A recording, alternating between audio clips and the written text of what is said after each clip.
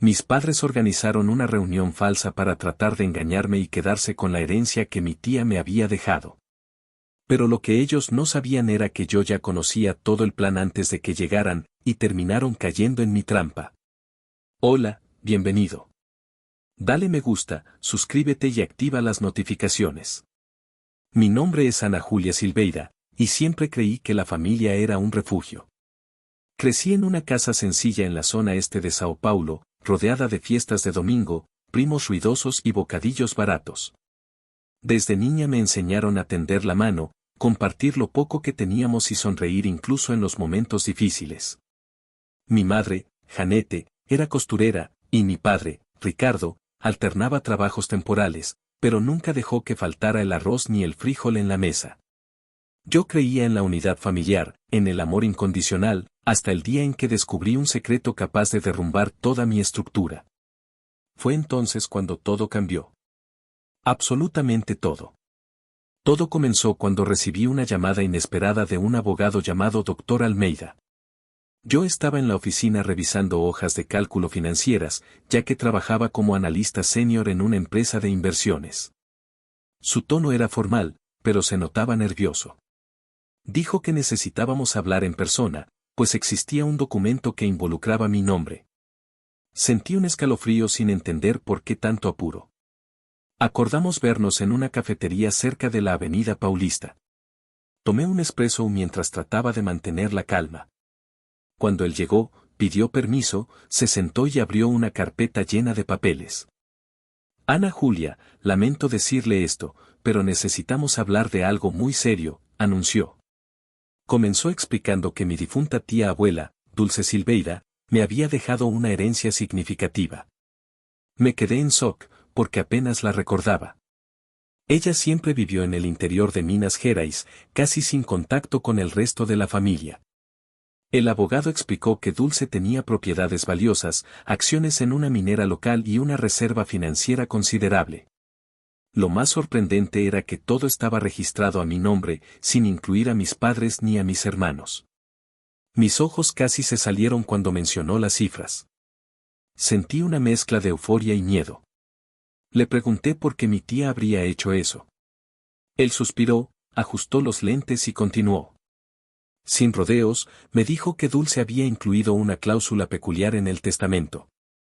Solo recibiría la herencia completa si mi madre y mi padre firmaban una declaración en la que afirmaran que no impugnarían los valores destinados a mí. Sonaba extraño, pero la explicación era simple. Mi tía abuela desconfiaba de las segundas intenciones dentro de la familia, sobre todo cuando se trataba de dinero. Quería proteger la parte que consideraba que me correspondía, aunque no sabíamos por qué. Me quedé perpleja, y el abogado sugirió agendar una reunión formal con mis padres. Antes de irse, me entregó los documentos preliminares y me pidió la máxima discreción. Asentí. Salí de esa cafetería con la sensación de haber pisado terreno desconocido. Intenté mantener la mente fría, pero los pensamientos me daban vueltas sin parar. Mientras caminaba hacia el estacionamiento, recordé vagamente a Dulce en alguna Navidad lejana.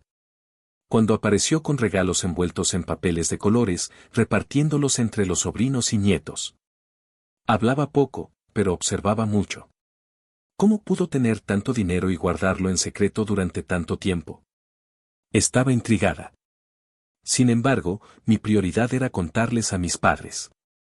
Necesitaba saber cómo reaccionarían ante esa historia inesperada. Cuando llegué a casa, guardé los documentos en el fondo de una gaveta con llave. Pasé horas dudando si debía contarle todo a mi madre de inmediato. Ella solía ser controladora, insistía en que la familia debía resolver todo entre sí. Pero esta vez se trataba de una herencia demasiado grande para improvisar. Aún así, reuní valor. Al día siguiente, durante el desayuno, los invité a almorzar fuera. Les pareció raro, pero aceptaron. Elegí un restaurante sencillo, tratando de crear un ambiente neutral. Pedimos el menú del día y esperé a que llegara la comida antes de abordar el tema. Mamá, papá, tengo algo importante que contarles. Se miraron entre sí. Mi padre se acomodó en la silla, curioso, mientras mi madre frunció el ceño, desconfiada. ¿Pasó algo grave?, preguntó, moviendo su jugo de naranja. No sé si grave, pero sí serio, respondí. Les conté que me había reunido con un abogado y que la tía Dulce me había dejado una herencia. Antes de que pudiera hablar de las cifras, noté que mi madre dejó caer el vaso con fuerza sobre la mesa. Mi padre se quedó pálido, casi sin pestañear. Esperé alguna reacción concreta, pero solo me miraron fijamente. ¿Herencia de Dulce?, repitió mi madre, incrédula. Ella nunca habló de eso. Mi padre carraspeó. Nunca fuimos muy cercanos, pero si te incluyó, debe haber tenido sus razones. Les conté sobre la cláusula que exigía sus firmas, garantizando que no habría reclamos legales. Mi madre hizo una mueca de desagrado inmediato, tiró la servilleta sobre su regazo y me miró como si le hubiera contado la peor de las mentiras. ¿Por qué te dejaría todo a ti? ¿Y yo qué pinto en esto? Le expliqué todo lo que el abogado me había dicho, insistiendo en que sin su autorización yo no podría recibir el dinero. Ellos se miraron con tensión. Mi padre se rascó la nuca. Esto podría ser bueno para todos, ¿no crees, hija?, dijo, tratando de sonar calmado, aunque su voz tenía un toque de codicia. Mi madre, en cambio, estaba llena de desconfianza. Quiero ver esos papeles, soltó. No voy a firmar nada sin leer cada línea. Asentí, era lo que esperaba. El ambiente durante el almuerzo se volvió incómodo. Casi no hablamos mientras terminábamos la comida. Al volver a casa, saqué los documentos. Mi madre se sentó a la mesa y los analizó con cuidado. Mi padre permaneció en silencio, observando. Después de unos 20 minutos, mi madre levantó la vista. ¿Mencionaron valores exactos? Todavía no, respondí. El doctor Almeida me dio una estimación, pero quiere discutirlo con todos presentes. Ella cerró los papeles. Vamos a programar esa reunión, pero voy a consultar también a mi abogado. Mi padre solo asintió. Sentí que algo no encajaba. Había una tensión en el aire que no podía ignorar. Parecía que mis padres ya anticipaban problemas. Durante los días siguientes, el ambiente en casa se volvió más pesado. Mi madre empezó a observarme con una mirada rara, como si analizara cada movimiento mío. Una noche, mientras me preparaba para dormir, escuché que discutían en la sala. Abrí la puerta del cuarto y me acerqué al pasillo, tratando de oír sin ser vista. Solo capté fragmentos. No se puede confiar, dijo mi madre. Ella no puede quedarse con todo, agregó mi padre. Esas frases se me quedaron grabadas. Mi corazón empezó a latir con fuerza. ¿Una traición? ¿Por qué discutir eso si el dinero era mío? Finalmente llegó el día de la reunión con el doctor Almeida. Fuimos a su oficina en el centro de Sao Paulo y nos sentamos en una sala de conferencias con una gran mesa rectangular. Mi madre estaba especialmente callada, leyendo cada línea del contrato. Mi padre cruzó los brazos, serio. El abogado comenzó a detallar la herencia de Dulce, terrenos en minas, participación en la minera Ouro Brillo, inversiones sólidas y una casa centenaria en la ciudad de Carmo do Rio Claro. Todo estaba a mi nombre, siempre que mis padres firmaran los documentos. ¿Y cuál es exactamente su interés en todo esto?, preguntó mi madre sin rodeos. Él sonrió con cortesía. Fui contratado por Dulce para asegurarme de que se cumpla su voluntad. Mis honorarios ya están cubiertos por el testamento. No tengo ningún beneficio adicional. ¿Y si nos negamos a firmar?, insistió ella. En ese caso, señora Janete, el patrimonio quedaría bloqueado hasta una resolución judicial. Podría tardar años, y dudo que alguien quiera eso. Mi madre cerró el rostro, pero no respondió. El silencio era tan denso que se podía cortar con un cuchillo. Mi padre, que había permanecido callado, habló al fin. ¿Tendríamos acceso a los rendimientos? Quiero decir. Ana Julia podría ayudarnos, ¿verdad? Me puse roja de vergüenza. No esperaba que lo dijera tan directo, y menos frente al abogado. El doctor Almeida aclaró la garganta. Bueno, Una vez que todo esté legalmente a nombre de Ana Julia, ella puede hacer lo que quiera. Sin embargo, la voluntad expresa de Dulce fue que el dinero se usara a criterio de Ana Julia. No hay mención de repartirlo. Mi padre esbozó una sonrisa incómoda, mirando hacia mí. Yo no dije nada, pero guardé cada palabra en mi memoria. Sentí aquel malestar. Terminada la reunión, el doctor Almeida ofreció café, pero mi madre lo rechazó. Salimos de allí con el compromiso de que mis padres lo pensarían. Se fueron en un taxi, en silencio. Percibí que necesitábamos hablar a solas, pero estaban visiblemente irritados. Ese mismo día recibí un mensaje de mi madre pidiéndome que llegara temprano a casa. Aún estaba en el trabajo cuando lo leí. El tono sonaba más a una orden que a una petición. Decidí no discutir, teníamos que aclarar todo ese enredo. Salí de la oficina alrededor de las 7 de la noche, preocupada por lo que me esperaba. Al llegar, encontré a mi padre sentado en el sofá y a mi madre de pie, con los brazos cruzados. Parecía una escena de juicio. Cerré la puerta y me acerqué. ¿Todo bien?, pregunté, tratando de sonar natural. Ella negó con la cabeza. Nada está bien, Ana Julia. Toda esta historia es demasiado rara. Vi en su mirada algo que no lograba identificar. ¿Enojo, tal vez? ¿Cómo dices, mamá? Ella dio un paso hacia mí. Dulce nunca fue de visitar a nadie. ¿Por qué dejaría una fortuna para ti e ignoraría al resto de la familia? Debe haber una razón que no conocemos. También me gustaría saberlo, respondí, pero el abogado no dio más explicaciones. Mi padre golpeó la mesa del centro. Tienes que averiguarlo. No es posible que Dulce haya hecho eso sin motivo. No vamos a firmar nada hasta entenderlo todo. ¿Me oyes? Su tono autoritario me molestó. Pasé la vida entera obedeciendo, pero esta vez era algo mío lo que estaba en juego. Papá, no estoy ocultando nada. Yo también estoy sorprendida. Si quieren contratar a un abogado particular, háganlo. Mi madre apretó los dientes. Ya lo estamos haciendo. Sentí una punzada de ansiedad. Subí a mi cuarto con la sensación de estar en la primera línea de una guerra que apenas comenzaba. Intenté leer mis correos del trabajo, pero no podía concentrarme. Tenía los documentos de Dulce frente a mí y me preguntaba por qué había tomado esa decisión tan específica. Abrí Google y escribí su nombre, buscando alguna pista. Encontré un obituario sencillo, fecha de fallecimiento y lugar del entierro. Nada sobre una fortuna. Decidí investigar sobre la minera Ouro Brillo. Descubrí que era una empresa mediana pero rentable, sobre todo después del aumento en el valor de ciertos minerales. Al día siguiente, fui a trabajar como de costumbre, aunque no podía concentrarme. Mi jefe, Leandro, notó mi distracción y me preguntó si pasaba algo. Negué con la cabeza, diciendo que eran asuntos familiares. Él no insistió, pero me recomendó tomar unos días libres si lo necesitaba. Agradecí el gesto y volví a las hojas de cálculo, aunque cada rato revisaba el celular, leyendo los mensajes tensos de la familia. Mi hermana menor, Giovanna, que aún vivía con nosotros, escribió. ¿Qué está pasando? Papá y mamá están raros. Le respondí que no era nada grave, pero sabía que ella sentía el huracán que se aproximaba.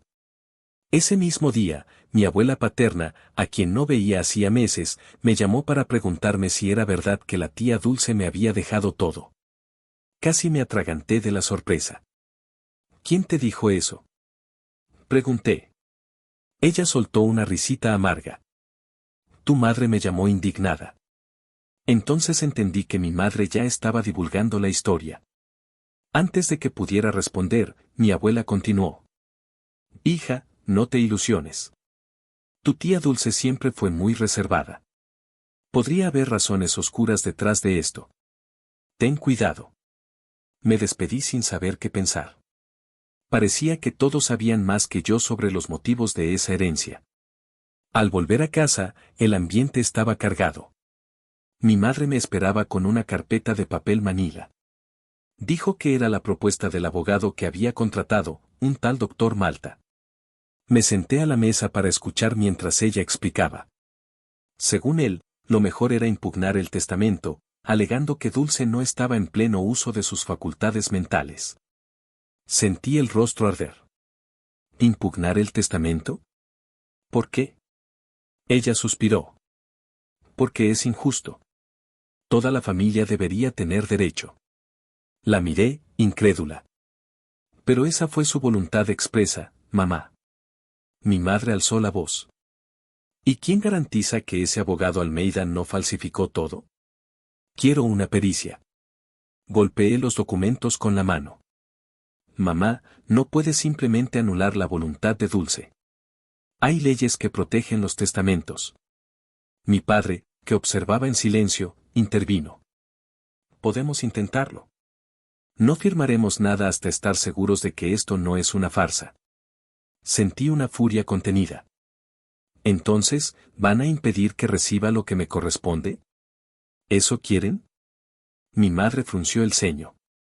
No te hagas la víctima. Solo queremos justicia.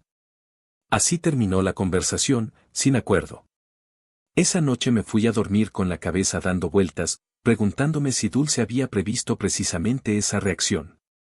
El domingo siguiente, mi tía Marta apareció de sorpresa. Era hermana de mi madre, chismosa por naturaleza y siempre al tanto de las novedades. Trajo un pastel y, apenas llegó, preguntó por la supuesta herencia millonaria. Casi me atraganté. Miré a mi madre, que intentó cambiar de tema, pero Marta insistió. ¿De verdad todo va a quedar para Ana Julia? ¿Y ustedes? Fue muy incómodo. Mi madre, impaciente, respondió que estaba analizando la legitimidad del testamento. Marta abrió los ojos, mordiéndose los labios. Bueno, si es verdadero, qué suerte, ¿no? Antes de irse, me tomó del brazo y me susurró al oído. Ten cuidado. Esa noche decidí actuar. Agendé una cita con el doctor Almeida y fui a su oficina sola.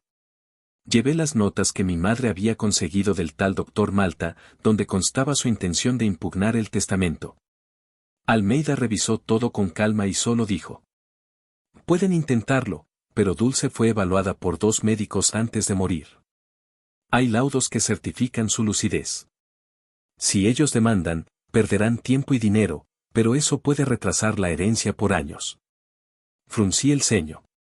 No quería pelear con mis padres, pero parecía que ellos sí estaban dispuestos a llevarlo hasta el final.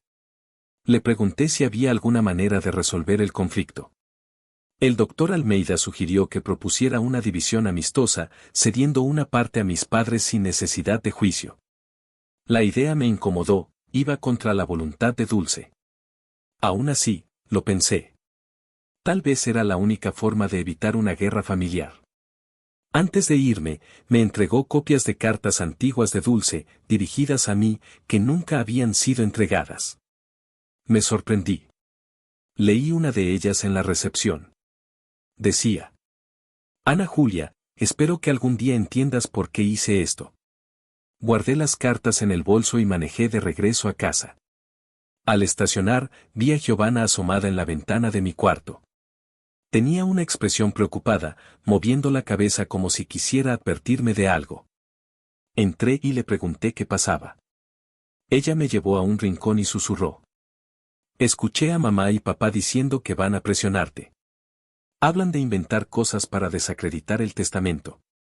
Me puse pálida. ¿Qué dijeron exactamente? Giovanna dudó, pero respondió. Que si no aceptas dividir, van a alegar fraude, incluso lo harán público si es necesario. Le agradecí por avisarme. Subí a mi cuarto, me encerré y saqué las cartas de Dulce. Leí todas. Hablaban del pasado, de peleas familiares, herencias disputadas, insultos que había recibido. Mencionaban un episodio en que mi madre le pidió dinero prestado y nunca lo devolvió, lo que la dejó dolida. El nombre de mi padre también aparecía en historias de falta de respeto. En otro fragmento, Dulce escribía que me consideraba diferente, honesta, sin el egoísmo que había visto en el resto de la familia. Por eso había decidido dejarme todo. Terminé de leer con un nudo en la garganta. Esa noche no pude dormir. Pensaba en el conflicto que se avecinaba. Podía dejar que todo siguiera su curso y enfrentar un proceso largo. Pero eso destruiría por completo la relación con mis padres. O podía ofrecer un acuerdo, aun yendo contra la voluntad de Dulce. A la mañana siguiente me levanté con unas ojeras profundas. No me sentía lista para ninguna de las dos opciones. Sin embargo, al llegar a la cocina, ahí estaban mis padres. Mirándome con rostros duros. Nos reunimos con el doctor Malta ayer, anunció mi madre. Dijo que tenemos un caso sólido para impugnar la autenticidad del testamento. Tragué saliva. Mi padre añadió. Pero preferimos resolver esto en familia. Entonces, pensamos en lo siguiente. Tú te quedas con una parte y el resto lo dividimos entre nosotros y Giovanna.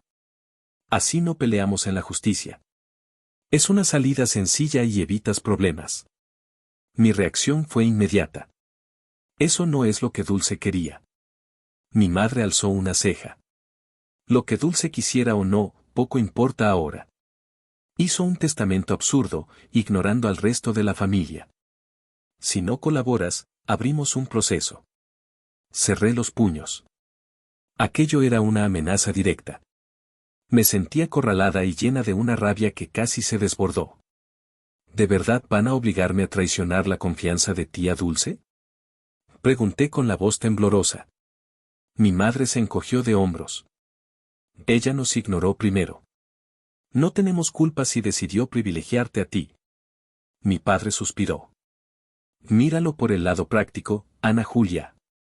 Resuelves todo rápido, tomas lo que quieras, pero sin dejarnos fuera.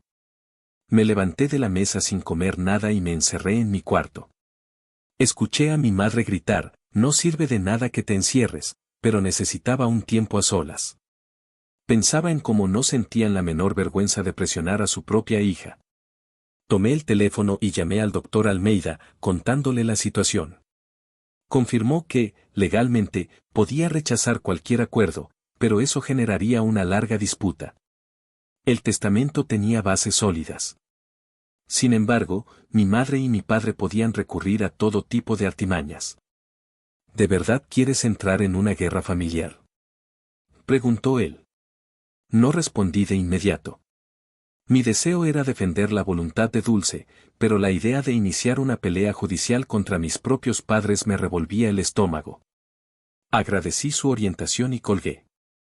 Permanecí ahí, mirando el techo, ponderando cada consecuencia posible. No quería ceder, pero temía el desgaste.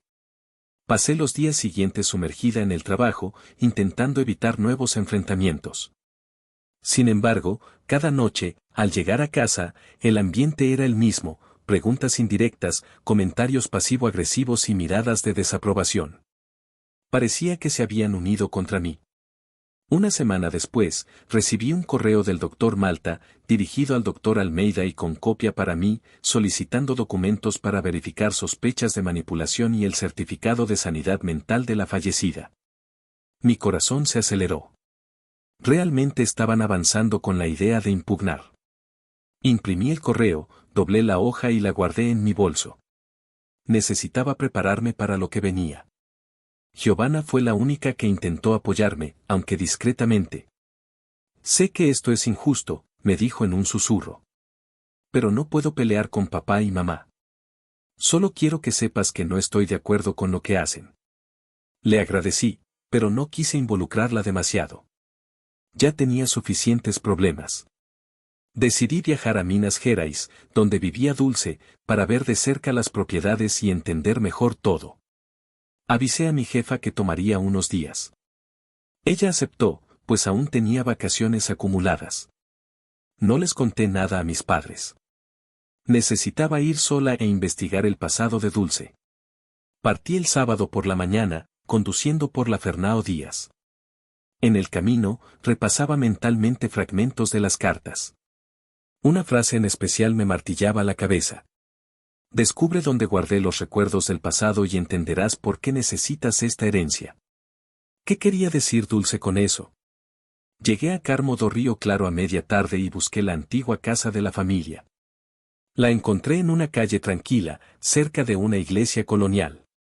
La fachada tenía paredes descascaradas, pero aún conservaba un aire imponente. Una señora que dijo ser la cuidadora abrió la puerta. La señora Dulce me dejó encargada de la casa hasta que apareciera la heredera, me explicó. Me identifiqué como tal, y ella me guió por las habitaciones polvorientas. Salas amplias, muebles antiguos, retratos en blanco y negro colgados en las paredes. En cada rincón encontraba un vestigio del pasado. La cuidadora, llamada Virginia, me contó historias de Dulce, diciendo que la familia la había tratado con mucha injusticia, sobre todo porque se negó a ayudar económicamente a algunos parientes. Ella creía que la mayoría solo se le acercaba por interés, explicó Virginia. Pero siempre hablaba de ti como una excepción, una muchacha dulce que nunca pedía nada. Me conmoví. Fui al ático, donde había cajas selladas. Necesitaba saber qué contenían. Subí por la escalera de madera que crujía a cada paso. El ático estaba oscuro, pero encontré una bombilla solitaria.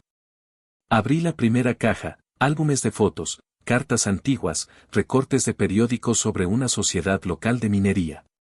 La segunda caja contenía documentos que mencionaban sociedades empresariales y, de pronto, me topé con un sobre dirigido a mí, pero nunca enviado. Lo abrí y leí. Ana Julia, no te asustes por mi gesto. Un día entendí que tú eres la única que no haría lo que todos me hicieron. Perdóname si te causo problemas, pero no podía dejar mis bienes en manos equivocadas. Me quedé sentada en el suelo, leyendo palabra por palabra. Luego abrí otro sobre que contenía un testamento más antiguo, fechado 10 años atrás, en el que Dulce dejaba todo a nombre de mi madre. Sin embargo, tenía un sello de revocado. ¿Qué habría ocurrido para que cambiara de idea tan radicalmente? Revisando más papeles, encontré cartas llenas de acusaciones contra mi madre, mencionando deudas nunca pagadas, solicitudes abusivas de préstamos e incluso falsificación de firma en un antiguo documento. Todo databa de muchos años atrás. Aquello me erizó la piel. Entonces existía un historial pesado entre Dulce y mis padres. Con ese material en mano, comprendí parcialmente el motivo por el que Dulce me eligió como heredera. Se sintió traicionada por mi madre, especialmente. Parecía confiar en mí porque creía que yo no la explotaría. Bajé del ático, me despedí de Virginia y fui a una posada sencilla en el centro de la ciudad. Me di una ducha larga, pensando en cómo eso explicaba la hostilidad de mis padres. Debían saber que Dulce había tenido problemas serios con ellos y temían que toda esa historia saliera a la luz. Quizá intentaban anular el testamento precisamente para evitar el escándalo. Respiré hondo, intentando mantener la calma. Al día siguiente, visité la minera Ouro Brillo. Hablé con el gerente local, quien me recibió amablemente. Me mostró informes de producción, ganancias y proyecciones de crecimiento. Noté que era un negocio estable, con buenos resultados. Sin embargo, me advirtió que parte de las acciones estaba vinculada a un acuerdo de confidencialidad, ya que Dulce había demandado a un socio por uso indebido de recursos. Sentí que había más secretos allí. Aún así, era evidente que heredaría algo mucho mayor de lo que imaginaba. Antes de irme, el gerente me entregó una llave de un pequeño cofre. Dijo que Dulce le había pedido que la guardara para mí. Regresé a Sao Paulo con la cabeza hirviendo. Llevaba cajas de documentos, cartas y contratos. Al llegar a casa, mi madre me recibió en la puerta. Tenía una expresión cansada, pero firme. ¿Dónde estabas?, preguntó en tono acusador. Expliqué que había viajado por trabajo. No me creyó. A Minas, ¿verdad? Husmeando los secretos de Dulce. Asentí sin entrar en detalles. Mi padre apareció detrás de ella, gritando. ¿Crees que puedes quedarte con todo sin consultarnos? Que sepas que ya presentamos la impugnación del testamento. Prepárate, porque vamos a pelear hasta el final. Aquello me dolió más de lo que esperaba, pero no lo demostré. Simplemente subí a mi cuarto, dejándolos hablando solos. Cerré la puerta y empecé a organizar los papeles en el suelo. Necesitaba entender la cronología y las pruebas que Dulce tenía contra mis padres.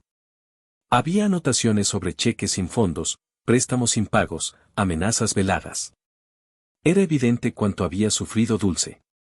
También había menciones a mí, describiéndome como diferente, aunque era solo una niña en aquella época. Cerré los ojos y recordé el rostro severo de Dulce, que me abrazaba rápidamente, como si tuviera miedo de mostrar afecto. Ella solo confió en mí. A la mañana siguiente, sin avisar a nadie, fui al despacho del doctor Almeida con una maleta llena de documentos. Se sorprendió al verme llegar así. Extendí los papeles sobre la mesa y le expliqué cada punto. Le mostré las cartas y el testamento revocado. Esto puede ser crucial, murmuró, porque confirma que Dulce revocó la primera versión a favor de tu madre precisamente por las desavenencias. Eso refuerza la validez de la actual, añadió. Contuve las lágrimas. No era solo una cuestión de dinero, era la historia de una mujer humillada por su familia. Tal vez Dulce me había elegido para corregir eso. El doctor Almeida dijo que, si mis padres insistían en el proceso, podríamos usar esos documentos para demostrar que Dulce actuó de forma racional y coherente con sus traumas del pasado. Pero puede ser doloroso exponer todo en una audiencia, me advirtió.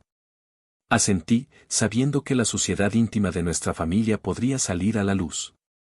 Entonces él preguntó si quería proponer un acuerdo. Moví con la cabeza indecisa. No quiero pelear, pero tampoco quiero traicionar su memoria, respondí. Él sugirió que esperáramos a que ellos dieran el siguiente paso. Le agradecí y salí de allí con el pecho oprimido. Estaba acorralada en un dilema terrible. Al llegar a casa, encontré una notificación oficial en el buzón. Abrí el sobre, era una citación para comparecer a una audiencia preliminar dentro de 2 semanas. Realmente habían iniciado el proceso. Mi sangre hirvió. Entré bufando, pero mi madre estaba en la cocina como si nada hubiera pasado. Cuando la enfrenté, respondió con frialdad. No nos dejaste opción. Quieres todo solo para ti, así que tendrás que luchar. Es simple. Mi padre apareció y completó. No pienses que vas a chantajearnos con historias del pasado. Nosotros también tenemos nuestras versiones. Me di la vuelta sin paciencia. Las 2 semanas siguientes fueron un infierno emocional. Aunque intentaba concentrarme en el trabajo, no podía. Soñaba con audiencias, con Dulce mirándome desde un retrato. Pensaba en rendirme. Tal vez sería más fácil firmar algún acuerdo y recuperar la paz. Pero bastaba recordar las cartas de Dulce y cuánto había sufrido para darme cuenta de que no podía ceder tan fácilmente. El doctor Almeida preparó la defensa, anexando los informes médicos que certificaban la lucidez de Dulce, además de las cartas que explicaban las razones de su decisión. Yo sabía que eso podía destruir la reputación de mis padres, pero no había alternativa. El día de la audiencia preliminar llegué al tribunal con una blusa discreta, pantalones formales y zapatos bajos. Mis padres llegaron por separado, acompañados por el doctor Malta, que lucía un traje caro. Me lanzó una mirada de desprecio en el pasillo. Esperé sentada mientras ellos cuchicheaban. En cierto momento, mi madre se acercó. Última oportunidad para resolver esto sin escándalo. ¿Aceptas dividir? La miré fijamente. No. Si Dulce hubiera querido dividir, lo habría hecho en el testamento. Ella soltó una risa irónica. Entonces, aguanta las consecuencias. Volteé el rostro. Una funcionaria del juzgado nos llamó a la sala y entramos en absoluto silencio. Dentro, el juez escuchó los argumentos preliminares. El doctor Malta alegó que Dulce tenía la mente comprometida y había sido influenciada por terceros. El doctor Almeida rebatió con pruebas de su lucidez y mostró documentos que confirmaban la intención real de Dulce. El juez hizo varias preguntas.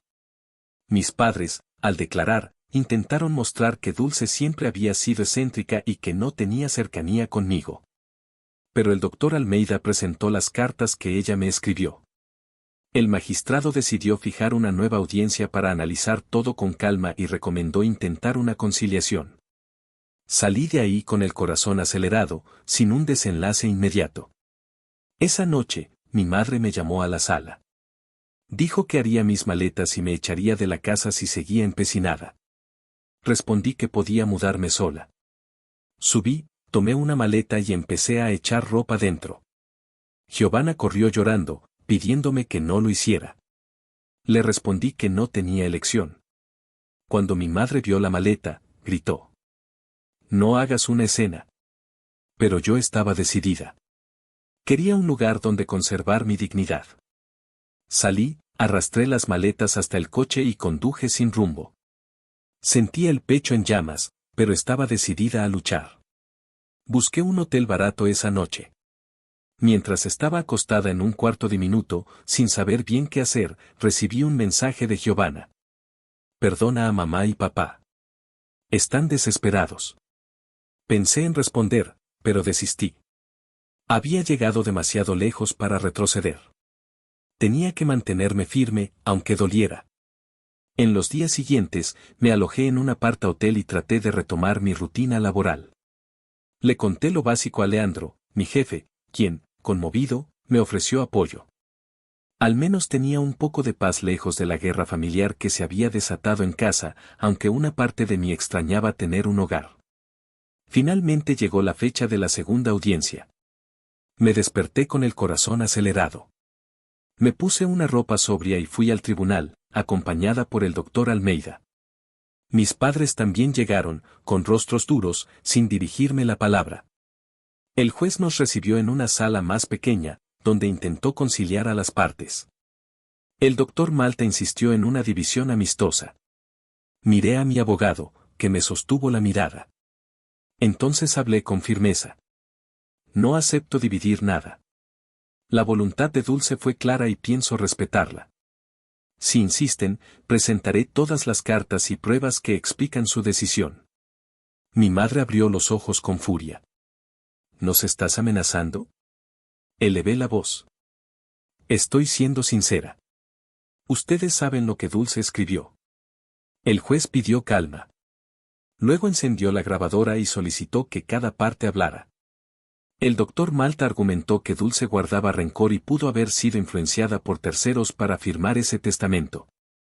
Entonces, el doctor Almeida presentó los peritajes médicos y leyó un fragmento en el que Dulce declaraba tener plena conciencia.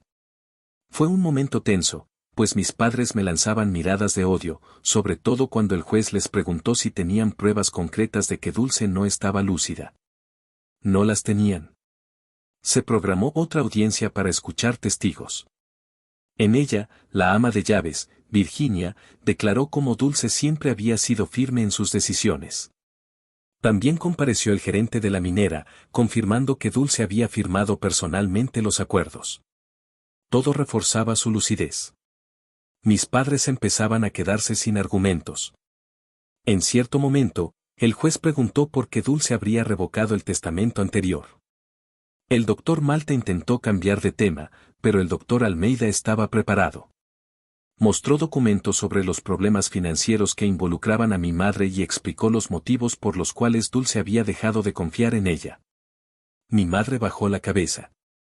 Mientras todo eso ocurría, evité mirarlos, pero noté el creciente desespero. Cada prueba hacía más claro que Dulce había planeado todo con plena conciencia. Al final de esa audiencia, el juez propuso otra tentativa de acuerdo. Mis padres pidieron un receso para hablar con su abogado.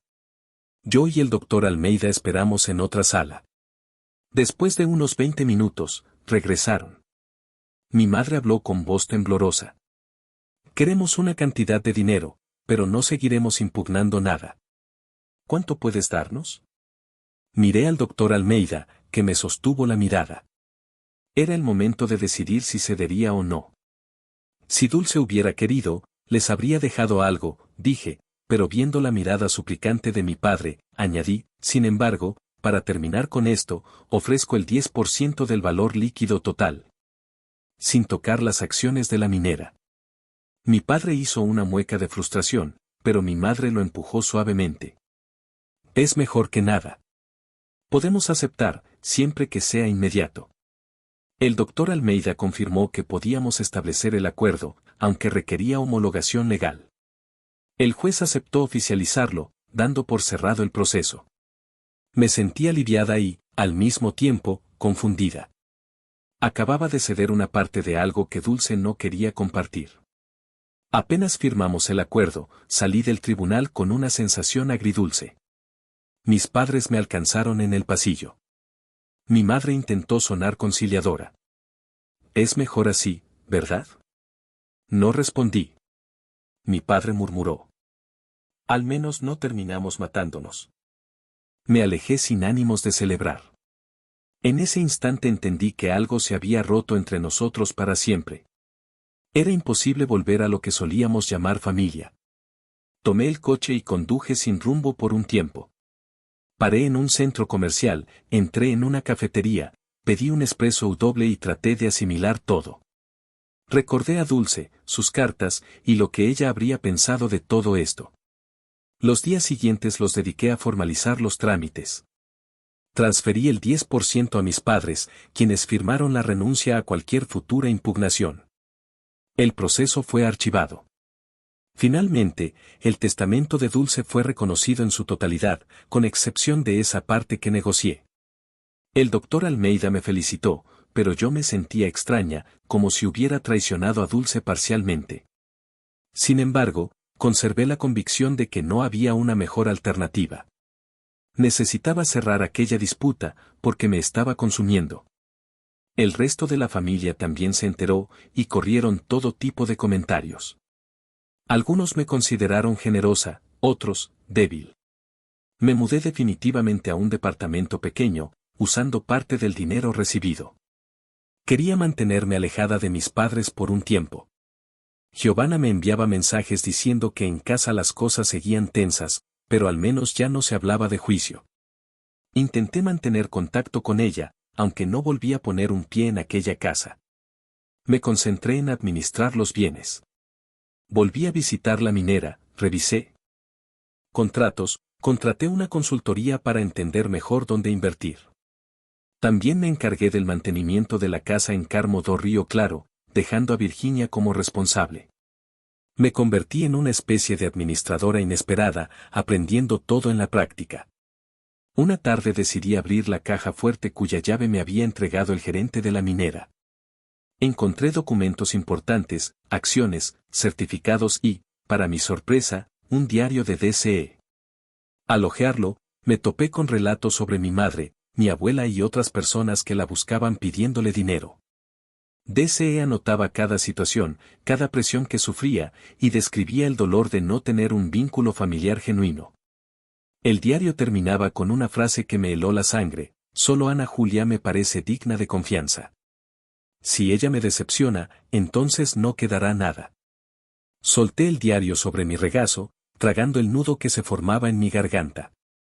No quería decepcionar a Dulce, pero había cedido un 10% a mis padres. Pensé que tal vez ella entendería. Ella misma había sido víctima de insistencias infinitas. En el fondo, esa cantidad era el precio que pagué por librarme de ese acoso interminable. Traté de no culparme demasiado. Continué administrando mis nuevos bienes, intentando aprender rápido sobre inversiones y gestión. Mi vida cambió drásticamente en pocos meses. Las personas en mi trabajo empezaron a verme diferente, como si fuera una especie de rica repentina. Tuve que esforzarme por mantener los pies en la tierra y no dejar que eso se me subiera a la cabeza. Mientras tanto, mis padres usaron el dinero recibido para pagar deudas y comprarse un auto nuevo. Mis tías me contaron, con un tono algo envidioso, que ellos andaban diciendo por ahí que yo era egoísta, pero que al final había cedido una parte por miedo a perder. No me importó. Sabía que no era miedo, sino simple practicidad. Aún así, dolía, porque confirmaba que, a pesar de todo, no veían mi gesto como un acto de generosidad. Para ellos, solo era alguien que no quiso enfrentar un proceso largo. Decidí no responder. Estaba cansada de peleas. Lo que importaba ahora era seguir con mi vida. Un día recibí una llamada inesperada de mi abuela paterna. Sonaba angustiada: Ana Julia, tengo un problema de salud. Necesito hablar contigo. Dudé, pero acepté visitarla. Fui a su casa, en el barrio Tatuapé. Al llegar, me recibió en la sala, apoyada en un bastón. Hablamos sobre su estado, y sentí pena, pues realmente estaba debilitada. Entonces, con voz suave, me pidió, ¿podrías ayudarme con unos exámenes y medicinas caras? No sabía si era una manipulación emocional o una necesidad real, pero decidí ayudarla, no quería cargar con la culpa de dejarla sufrir. Con el tiempo, me di cuenta de que mi abuela no era tan inocente. Me pedía cada vez más cosas, incluso reformas en su casa. Siempre venía con un si pudieras, mi nieta, como si fuera mi obligación. Pero, a diferencia de mis padres, ella no me amenazaba, era solo una estrategia para conmover. Por un lado, quería ayudar, por otro, me sentía usada. Sin el peso del proceso, los familiares comenzaron a buscarme, cada uno con un pedido distinto. En ese contexto, entendí por qué Dulce se había aislado, era muy fácil convertirse en blanco de aprovechadores. Aún así, traté de no actuar como Dulce. Me dispuse a evaluar cada pedido, ayudando cuando lo consideraba justo. No revelé montos ni hablé de mis activos, simplemente establecí límites, aunque resultara difícil decir que no ante tantos rostros llorosos. Mi rutina empezó a incluir decisiones sobre la minera, conversaciones con contadores, reuniones con mi jefe y, claro, llamadas interminables de gente que se quejaba de problemas financieros. A veces sentía ganas de vender todo y desaparecer, pero recordaba el diario de Dulce y los esfuerzos que hizo por mantener todo intacto. Tenía que honrar eso, aunque fuera agotador. Un sábado, Giovanna me invitó a almorzar. Me alegró verla. Hablamos de nuestra infancia, de cuando todos vivíamos juntos. Me dijo que mis padres parecían más tranquilos ahora, gracias al auto nuevo y las cuentas al día. ¿Y tú, cómo estás? Preguntó sinceramente. Suspiré, no es fácil. Es mucho trabajo, poco sueño y una familia entera queriendo sacar algo de mí. Ella tomó mi mano, si me necesitas, aquí estoy. Le agradecí conmovida. Era bueno saber que no estaba sola, pero al mismo tiempo evitaba involucrar a Giovanna para no complicar su relación con nuestros padres. A medida que la minera prosperaba, mis ingresos aumentaban. Decidí invertir parte de las ganancias en mejorar la casa de Carmo do Río Claro, transformándola en un espacio de visita histórica, honrando las raíces de Dulce. Contraté a un arquitecto local y comencé las reformas. La comunidad reaccionó bien al ver el potencial turístico. Eso me llenó de satisfacción, pues sentía que estaba dando un uso noble al patrimonio. Mientras tanto, mis padres seguían con sus vidas, sin mucho contacto conmigo. A veces me preguntaba si algún día lograríamos reconciliarnos de verdad. Por ahora, nuestra relación seguía fría y superficial. Un día encontré, entre los papeles de Dulce, una referencia a una sociedad en otra ciudad minera, Ouro Fino. Hablaba de un negocio antiguo y misterioso. Movida por la curiosidad, viajé hasta allí. Descubrí un pequeño terreno con indicios de oro abandonado por años. Los lugareños confirmaron que Dulce había sido propietaria de una parte del terreno, pero nunca invirtió. Tal vez tenía miedo de volver a explotar minería o simplemente decidió guardar ese as bajo la manga. Volví a Sao Paulo con la sensación de que la fortuna de Dulce era aún mayor de lo que imaginaba. Sin embargo, eso no cambiaba mis prioridades inmediatas. Semanas después, recibí una visita inesperada. Mi padre apareció en mi departamento. Abrí la puerta, desconfiada, pero lo invité a pasar. Se sentó y, tras un breve silencio, me pidió disculpas por cómo me había tratado. Dijo que se sentía avergonzado, pero necesitaba hablar de algo. Fruncí el ceño, temiendo lo peor. Confesó que había apostado dinero en juegos en línea y estaba endeudado otra vez. Casi me caigo de la silla. Papá, acabas de recibir una buena cantidad. ¿Qué pasó? Bajó la cabeza, diciendo que no podía parar. Me pedía ayuda para pagar las deudas del juego. Me quedé sin palabras, sin creer que tuviera el descaro de pedirme más dinero después de todo. Papá, no creo correcto alimentar ese vicio, dije. Él alzó la voz, no es un vicio, fue mala suerte. Levanté las manos para calmarlo. No voy a darte ni un centavo más para cubrir tus apuestas. Se enfureció, se levantó y me apuntó con el dedo. Tienes cómo ayudarme, pero prefieres verme hundir. Contuve mi indignación y respondí, no se trata de poder, sino de no querer alimentar una situación enfermiza. Salió dando un portazo y gritándome insultos. Me quedé temblando de rabia y decepción. Llamé a Giovanna, quien confirmó. Él lleva meses jugando, pero mamá lo encubría. Ahora perdió gran parte del dinero que le diste. Eso me rompió el corazón. El doctor Almeida ya me había advertido que algunas personas no cambian con el dinero, solo profundizan sus malos hábitos. Intenté distraerme, pero aquella visita no salía de mi cabeza. Empecé a pensar que Dulce tenía razón al desconfiar tanto de la familia. Cada vez que trataba de ayudar, surgía más abuso o manipulación. Me prometí a mí misma no ceder más. Tenía que mantener mis límites a toda costa. Días después, mi madre me envió un mensaje corto. Tu padre está enfermo, no puede dormir. Ven a ver lo que hiciste. Respiré hondo, ignorando la inversión de culpa. Fui a su casa. El ambiente estaba tenso. Encontré a mi padre acostado, sudando frío. Me miró con desprecio. ¿Viniste a reírte de mí? Negué con la cabeza, tragando saliva. Mi madre entró, con los brazos cruzados, diciendo que la culpa era mía por no ayudarlo. Me di cuenta de que ambos seguían insistiendo en esa narrativa torcida. Cansada, me levanté y dije. Ustedes saben muy bien que yo no tengo ninguna culpa. Mi padre empezó a gritar, diciendo que tenía la obligación moral de ayudarlo. Mi madre apoyó, afirmando que si Dulce me había dejado todo, entonces me correspondía velar por ellos. Aquello se volvió una discusión acalorada, con ellos echándome en cara que ya no era parte de la familia. Contuve la rabia, me mantuve firme y regresé a mi departamento. En ese momento entendí que no había reconciliación posible. Estaban atrapados en una mentalidad de dependencia y manipulación. Sentí el peso de las decisiones de Dulce, comprendiendo que ella sabía exactamente quiénes eran. Tiempo después, recibí una llamada del doctor Almeida diciendo que había surgido una oferta de compra por gran parte de las acciones de Ouro Brilo.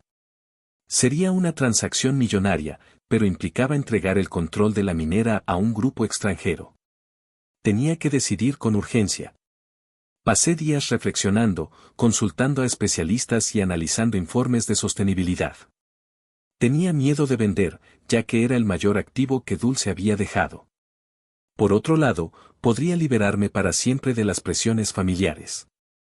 Hablando con algunos ejecutivos, descubrí que, si vendía, sería casi imposible retomar el negocio después. Necesitaba pensarlo con mucho cuidado. Fui a Carmo do Río Claro y caminé por la casa ancestral. Al mirar aquellos viejos retratos inmóviles, recordé a Dulce y todo lo que hizo para mantener ese patrimonio. ¿Aprobaría ella una venta así? Tal vez tuviera más sentido invertir aún más y hacer crecer la minera de manera independiente. Pero también sentía el desgaste de lidiar con parientes oportunistas. Al final, decidí mantener las acciones por el momento y rechacé la propuesta. El doctor Almeida dijo que era una decisión valiente. Quizás no era valentía, sino terquedad. De cualquier modo, preferí seguir lo que interpreté como la voluntad de Dulce. Mi decisión no pasó desapercibida en la familia. Algunos dijeron que era una tonta, que debería haber vendido y vuelto millonaria de una vez. Otros la consideraron una actitud noble. Mis padres ni siquiera comentaron. Supe que mi padre seguía hundido en deudas. Traté de no pensar en eso. Me concentré en los negocios, contraté a un gestor profesional para asumir la parte operativa de la minera, establecí reglas para evitar desvíos y me dediqué solo a las decisiones estratégicas. Así pude retomar un poco mi vida personal, algo que apenas tenía desde que todo comenzó. Poco a poco me fui reorganizando emocionalmente. Un día recibí una llamada de un número desconocido. Al contestar, una voz femenina dijo: Habla Regina, abogada del acreedor de su padre. Él nos informó que usted podría ayudarlo a liquidar una deuda de $150,000. Sentí una furia crecer dentro de mí. No autoricé nada de eso. Él no tiene mi consentimiento para usar mi nombre, respondí. Ella explicó que él había afirmado que yo me había comprometido. Le aclaré que no existía absolutamente ningún compromiso. La abogada suspiró, pidió disculpas, pero dejó claro que él parecía confiar en un rescate financiero. Colgué indignada. Mi padre me estaba metiendo en una trampa sin siquiera consultarme. Fui directamente a la casa de mis padres. Toqué el timbre con fuerza. Mi madre abrió asustada al verme tan alterada. Entré sin pedir permiso y lo encontré en la sala viendo televisión. ¿Qué significa esto? ¿Estás dando mi número a tus acreedores? Él fingió no entender. Necesitaba garantías para que me dieran más tiempo. Es solo un poco de dinero. Contuve un grito y hablé con voz baja pero firme. Nunca más uses mi nombre, ¿entendido? Podrías terminar siendo procesado por fraude. Él se encogió de hombros. Me giré hacia mi madre. Si apoyas esto, no cuentes más conmigo. Ella trató de argumentar que debía comprender el vicio de mi padre y ayudar a la familia. Respondí que mi comprensión tenía límites. Salí dando un portazo, agotada. Entendí en ese instante que ellos no pararían jamás, siempre habría otro problema, otra deuda, otra manipulación emocional. Era un ciclo sin fin. Conduje hasta mi departamento, subí rápido, me encerré en mi habitación y tiré la bolsa al suelo. Me senté en la cama, abracé las rodillas y permanecí en silencio, tratando de no llorar de rabia. Quería seguir adelante, pero ellos insistían en arrastrarme de nuevo al caos familiar. Días después, decidí enviar una notificación extrajudicial a mi padre, informándole que no permitiría el uso de mi nombre como garantía de deudas. No quería llevar el asunto a los tribunales, pero necesitaba dejarlo por escrito. El doctor Almeida redactó el documento y yo lo firmé. Lo envié por correo certificado. Supe que mi padre lo recibió y se enfureció, pero no se puso en contacto. Supongo que entendió que hablaba en serio. La tensión familiar aumentó, pero prefería lidiar con la frialdad que con la repetición del mismo teatro. No podía seguir fingiendo que todo estaba bien. Mientras tanto, las reformas en la casa de Dulce quedaron listas. Vi fotos del resultado final, eran impresionantes. Contraté a un grupo de guías locales y abrí el lugar al público, transformándolo en un punto cultural con exposiciones sobre la historia de la minería y de la familia Silveira. Fue un éxito. La gente se interesaba por el pasado, y cobraba entradas simbólicas. Parte de los ingresos se destinaba a proyectos sociales en la región. Era un pequeño sueño hecho realidad. Aunque no llegué a conocer profundamente a Dulce, sentía que estaría orgullosa de ver su casa convertida en un espacio histórico. Un mes después, mientras almorzaba en el trabajo, recibí un mensaje de Giovanna. Papá desapareció. Mamá está desesperada. Sentí un escalofrío. Intenté llamar a mi madre, pero no respondió. Llamé entonces a Giovanna, que contestó llorando. Me explicó que él había salido de casa la noche anterior y no había dado señales, ni atendido el celular. Salí corriendo del trabajo y fui a la casa de mis padres. Encontré a mi madre llorando, diciendo que él había dejado una nota vaga, no aguanto más los problemas. Me preocupé, aunque traté de mantener la calma. Necesitábamos averiguar dónde estaba. Avisé a la policía, que registró una denuncia por desaparición. Llamé a hospitales y delegaciones. Nada. Pasé la noche con mi madre y mi hermana esperando alguna noticia. Al día siguiente, alrededor de las 10 de la mañana, mi padre apareció solo, con ojeras profundas, diciendo que había salido a pensar en la vida. Mi madre corrió a abrazarlo entre lágrimas, mientras yo lo miraba en silencio. Parecía abatido, pero no pidió disculpas. En cambio, me miró con rencor y dijo: pensé que estarían mejor sin mí. Respiré hondo y no respondí. Me alivió verlo con vida, pero estaba segura de que eso no cambiaría nuestro conflicto. Después de ese episodio, noté que mi madre empezó a tratarlo como un pobre hombre. Insistía en que, como yo tenía recursos, debía cubrir sus gastos para que se recuperara del estrés. Me mantuve firme. No voy a financiar vicios. Ella me lanzó una ráfaga de acusaciones, llamándome ingrata y diciendo que algún día me arrepentiría. Me fui, decidida a cortar el contacto con ellos por un tiempo. Entendí que la manipulación emocional se había vuelto rutina. Necesitaba proteger mi sanidad mental. Giovanna, aunque comprendía mi postura, se sentía culpable, no quería perderme también. Fue una situación dolorosa. Busqué consuelo en el trabajo y en los proyectos de la minera. Recibí otra oferta de compra, aún más alta, pero la rechacé nuevamente. Al mismo tiempo, contraté a un psicólogo para ayudarme a lidiar con la presión familiar. Era extraño admitirlo, pero necesitaba ayuda profesional. En las primeras sesiones lloré al explicar cómo me sentía arrastrada y culpable a la vez. Él me preguntó si tenía motivos reales para sentir culpa. Respondí. Ellos me culpan por la herencia. Creen que, si Dulce no me hubiera elegido, nada de esto habría pasado. Él replicó. ¿Y si Dulce no te hubiera elegido? ¿De verdad crees que estarían mejor? Lo pensé mucho. Probablemente, sin ese dinero, mi padre seguiría endeudándose igual, y mi madre, como siempre, se quejaría de la falta de recursos. En cierta forma, la herencia solo sacó a la luz lo peor de cada uno. No había nada que pudiera hacer para cambiar ese hecho. Decidí concentrarme en lo que sí estaba en mis manos, mantener mi equilibrio, cuidar mis negocios y establecer límites claros. Le dije al psicólogo que planeaba mantener distancia hasta que comprendieran que no soy un banco. Él me apoyó, diciendo que tenía todo el derecho. Día a día, mi vida comenzó a estabilizarse. Empecé a visitar Carmo do Río Claro regularmente, siguiendo el desarrollo del proyecto de la casa histórica. Abrí espacio para eventos culturales, lo que generó ingresos adicionales y empleo para los habitantes locales. Sentí un orgullo genuino, pues estaba creando algo positivo a partir del legado de Dulce. En Sao Paulo, finalmente compré un departamento más grande y acogedor, donde pude establecerme con tranquilidad. Parecía que todo tomaba su rumbo, a pesar de los conflictos familiares. Lamentablemente, las crisis internas no desaparecieron tan fácilmente. Siempre había algún comentario, alguna indirecta, pero aprendí a no dejar que me afectara tanto. Una tarde lluviosa, recibí una llamada de la policía de carreteras.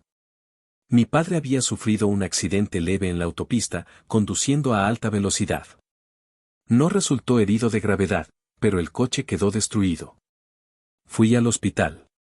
Allí encontré a mi madre exaltada, culpando al estrés que, según ella, la hija le había causado, mientras me ignoraba. Me quedé junto a él, en silencio. Había surgido una oferta de compra por gran parte de las acciones de Ouro Brilo. Sería una transacción millonaria, pero implicaba entregar el control de la minera a un grupo extranjero. Necesitaba decidir con urgencia.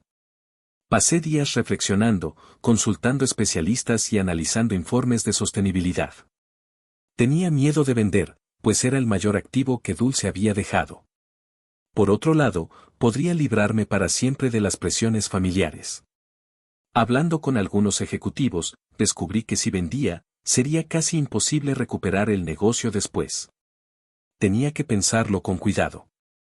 Fui hasta Carmo do Río Claro y caminé por la casa ancestral. Al mirar esos retratos antiguos e inmóviles, recordé a Dulce y todo lo que hizo para mantener ese patrimonio. ¿Aprobaría ella una venta así? Tal vez tenía sentido invertir aún más y hacer crecer la minera de forma independiente. Pero también sentía el desgaste de lidiar con parientes oportunistas. Terminé decidiendo mantener las acciones por el momento y rechacé la propuesta. El doctor Almeida dijo que era valiente. Tal vez solo fuera terca. De cualquier modo, preferí seguir lo que interpreté como la voluntad de Dulce. Mi decisión no pasó desapercibida para la familia.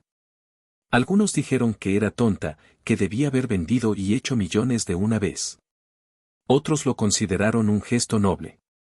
Mis padres ni siquiera comentaron. Escuché que mi padre seguía hundido en deudas.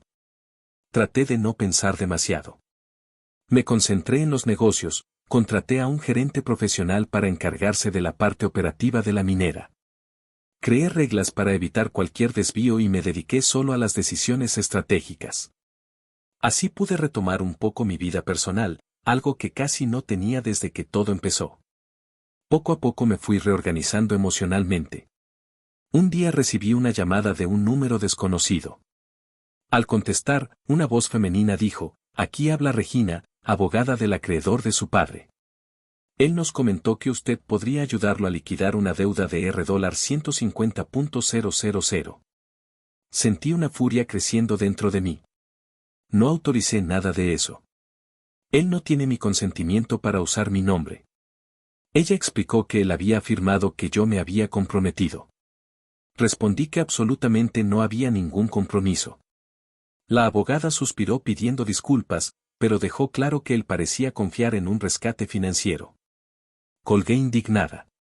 Mi padre me estaba metiendo en una trampa sin siquiera consultarme. Fui directamente a la casa de mis padres. Toqué el timbre con fuerza. Mi madre abrió asustada al verme tan irritada.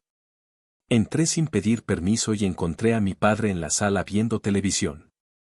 «¿Qué es esto, dando mi número a tus acreedores?» Él fingió no entender.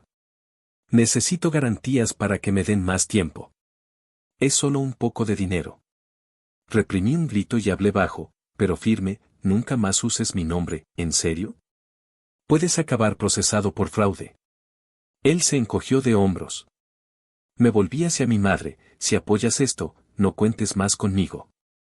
Ella intentó argumentar que debía comprender su adicción y ayudar a la familia. Le respondí que mi comprensión tenía límites. Salí dando un portazo, sintiéndome agotada. Entendí en ese instante que ellos no pararían nunca. Siempre habría otro problema, otra deuda, otra manipulación emocional. Era un ciclo sin fin. Conduje hasta el departamento, subí rápido y me encerré en el cuarto, arrojando el bolso al suelo. Me senté en la cama, abracé mis rodillas y me quedé en silencio, tratando de no llorar de rabia. Quería seguir adelante, pero ellos insistían en arrastrarme de nuevo al caos familiar.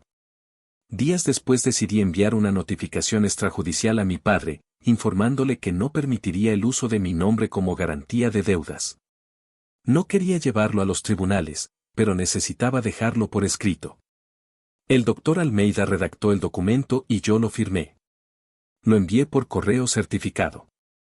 Supe que mi padre lo recibió y se enfureció, pero no me contactó. Imagino que entendió que hablaba en serio. La tensión familiar aumentó, pero prefería lidiar con la frialdad que con la repetición del mismo teatro. No podía seguir fingiendo que todo estaba bien. Mientras tanto, las reformas en la casa de Dulce quedaron listas. Vi fotos del resultado final, impresionantes. Contraté un grupo de guías locales y abrí el lugar para visitas, transformándolo en un punto cultural con exposiciones sobre la historia de la minería y de la propia familia Silveira. Fue un éxito. La gente se interesaba por el pasado, y cobraba entradas simbólicas. Parte de los ingresos se destinaba a proyectos sociales en la región. Era un pequeño sueño hecho realidad. Aunque no conocí profundamente a Dulce, sentía que se enorgullecería de ver su casa convertida en un espacio histórico. Un mes después, mientras almorzaba en el trabajo, recibí un mensaje de Giovanna. Papá desapareció. Mamá está desesperada. Sentí un escalofrío. Intenté llamar a mi madre, pero no contestó. Llamé entonces a Giovanna, que respondió llorando. Explicó que él había salido de casa la noche anterior y no había dado señales, ni contestaba el celular. Salí corriendo de la oficina y fui a la casa de mis padres. Encontré a mi madre llorando, diciendo que él había dejado una nota vaga diciendo que no soportaba más los problemas. Me preocupé, aunque traté de mantener la calma. Necesitábamos encontrarlo. Avisé a la policía, que registró una denuncia por desaparición. Llamé a hospitales y delegaciones. Nada. Pasé la noche con mi madre y mi hermana, esperando alguna noticia. Al día siguiente, alrededor de las 10 de la mañana, mi padre apareció solo, con ojeras profundas, diciendo que había salido a pensar en su vida. Mi madre corrió a abrazarlo llorando, mientras yo lo miraba en silencio. Parecía abatido, pero no se disculpó. En lugar de eso, me miró con rencor, pensé que estarían mejor sin mí. Respiré hondo y no respondí. Me aliviaba saber que estaba vivo, pero tenía claro que eso no cambiaría nuestro conflicto. Después de ese episodio, noté que mi madre empezó a tratarlo como a un pobrecito. Insistía en que, como yo tenía recursos, debía asumir sus gastos para que pudiera recuperarse del estrés. Me negué rotundamente. No voy a mantener vicios. Ella me lanzó una avalancha de acusaciones, llamándome ingrata y diciendo que algún día me arrepentiría. Me fui decidida a cortar el contacto por un tiempo. Entendí que el chantaje emocional se había vuelto rutina allí. Necesitaba proteger mi sanidad mental. Giovanna, aunque lo entendía, se sintió culpable, pues no quería perderme también. Fue una situación dolorosa. Busqué consuelo en el trabajo y en los proyectos de la minera. Recibí otra propuesta de compra, más alta, pero la rechacé nuevamente. Al mismo tiempo, contraté un psicólogo para que me ayudara a lidiar con la presión familiar. Era raro admitirlo, pero necesitaba ayuda profesional. En las primeras sesiones lloré al describir cómo me sentía atraída y culpable al mismo tiempo. Él me preguntó si tenía motivos para sentir culpa. Respondí, ellos me culpan por la herencia. Creen que si Dulce no me hubiera elegido, nada de esto habría pasado. Él replicó, ¿y si Dulce no te hubiera elegido, crees que estarían mejor? Pensé mucho en eso. Probablemente, sin ese dinero, mi padre seguiría endeudándose igual. Mi madre, por su parte, seguiría quejándose de la falta de recursos. De cierta forma, la herencia solo sacó a la luz lo peor de cada uno. No había nada que yo pudiera hacer para cambiar ese hecho. Decidí concentrarme en lo que estaba a mi alcance, mantener mi equilibrio, dirigir mis negocios y establecer límites claros. Le dije al psicólogo que pensaba mantener distancia, al menos hasta que entendieran que no soy un banco. Él me apoyó, diciendo que tenía ese derecho. Cada día mi vida se estabilizaba más. Comencé a visitar Carmo do Río Claro regularmente, acompañando el proyecto de la casa histórica. Abrí espacio para eventos culturales, lo que generó ingresos extras y empleos para los habitantes locales. Sentí un orgullo genuino, pues estaba creando algo positivo a partir del legado de Dulce. En Sao Paulo finalmente compré un departamento más grande y acogedor, donde pude establecerme con tranquilidad. Parecía que todo seguía su rumbo, a pesar de los conflictos familiares. Desafortunadamente, las crisis internas no se extinguieron tan fácilmente. Siempre había alguna indirecta, algún chisme, pero aprendí a no afectarme tanto. Una tarde lluviosa recibí una llamada de la policía de carreteras. Mi padre había sufrido un accidente leve en la autopista, conduciendo a gran velocidad. No resultó gravemente herido, pero el coche quedó destruido. Fui al hospital. Lo encontré consciente, pero evitó mirarme. Intenté preguntarle si estaba bien, pero murmuró algo inaudible. Me retiré dolida. Mientras salía, escuché a mi madre decir, es mejor que se vaya. Eso confirmó que el abismo entre nosotros solo crecía. Volví a casa destrozada, pero me mantuve fiel a mi principio de no ceder a manipulaciones. Si no me querían cerca, no iba a forzar nada. Continué con mi rutina, analizando informes de la minera, dirigiendo reuniones en mi trabajo principal y visitando Carmo do Río Claro. También me di tiempo para relajarme, viajando a algunas playas del litoral paulista los fines de semana. Necesitaba respirar un poco, porque todo ese drama familiar me agotaba. Poco a poco aprendí a aceptar que no podía salvar a mis padres de sus propios errores y que no era responsable de su felicidad. Cada quien toma sus decisiones. Una noche, al llegar del trabajo, encontré a Giovanna con el rostro angustiado. Había recibido fotos amenazadoras en el celular, imágenes de nuestro padre con un ojo morado, alegando haber sido golpeado por prestamistas. El mensaje decía, o pagan la deuda, o él sufrirá más. Me puse pálida, sintiendo una mezcla de rabia y miedo insoportable. Giovanna me miró sin saber qué hacer. Me pregunté si debía llamar a la policía, pero mi padre se había metido en eso solo. Era peligroso. Aún así, no podía ignorar la posibilidad de que realmente estuviera en riesgo. Tenía que pensar rápido antes de que algo peor ocurriera. Llamé a mi madre, pero estaba histérica, gritándome que era mi culpa por no haber ayudado antes. Le colgué. Luego intenté llamar a mi padre. Respondió un hombre que se identificó como acreedor, exigiendo $60.000 para liberarlo. Le hablé con frialdad, no voy a pagar ningún rescate. Eso es un delito. Él rió, diciendo que si no pagaba, mi padre sufriría las consecuencias. Mi cabeza daba vueltas. Llamé a un amigo comisario, quien me orientó a registrar una denuncia por extorsión. Fui a la comisaría con Giovanna, temblando de miedo por nuestro padre. Mientras dábamos declaración, mi celular sonó. Era el número del acreedor otra vez. Le pasé el teléfono al comisario, que fingió ser mi abogado. La conversación fue tensa, pero terminaron acordando un encuentro en un estacionamiento apartado. La policía organizó una operación discreta. Nos aconsejaron no presentarnos, pero Giovanna insistía en ir, preocupada por papá. El comisario logró convencernos de quedarnos fuera, pues podría ser peligroso. Al final, la policía arrestó a 2 hombres involucrados en préstamos ilegales. Mi padre fue encontrado dentro de un coche, asustado y con heridas leves. Me sentí aliviada, pero emocionalmente agotada. Tras el susto, tuvo que rendir declaraciones. Supimos que él mismo se había vuelto a meter en juegos ilegales, debiendo una fortuna. Esos prestamistas lo habían secuestrado. Mi madre, por supuesto, intentó responsabilizarme, diciendo que si yo hubiera pagado antes, nada habría pasado. No respondí. Estaba cansada de esa narrativa. Después de ser liberado, mi padre fue llevado a un hospital, donde pasó la noche en observación. Giovanna y yo fuimos a visitarlo, pero él se negó a vernos. Dijo que no necesitaba la caridad de quien no le tendió la mano antes. Dolió, pero ya esperaba esa reacción. Después de ese episodio, decidí de una vez por todas ocuparme de mí misma.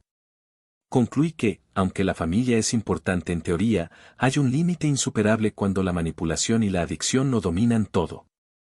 Seguí viviendo con Giovanna, enfocada en mi carrera y administrando el legado de Dulce como creía correcto. Mis recuerdos con mi tía abuela, antes vagos, se volvieron claros gracias a las cartas y diarios que ella había dejado.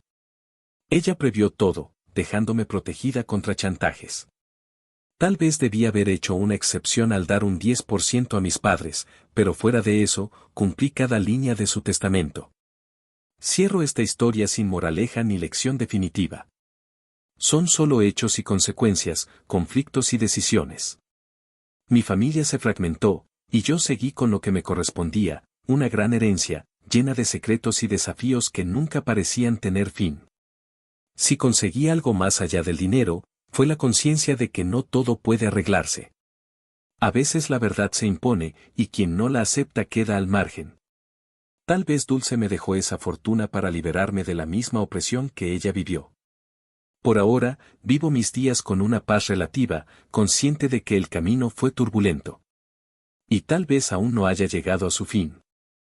Si te gustó la historia, no olvides dejar tu like y suscribirte al canal para seguir las próximas narrativas.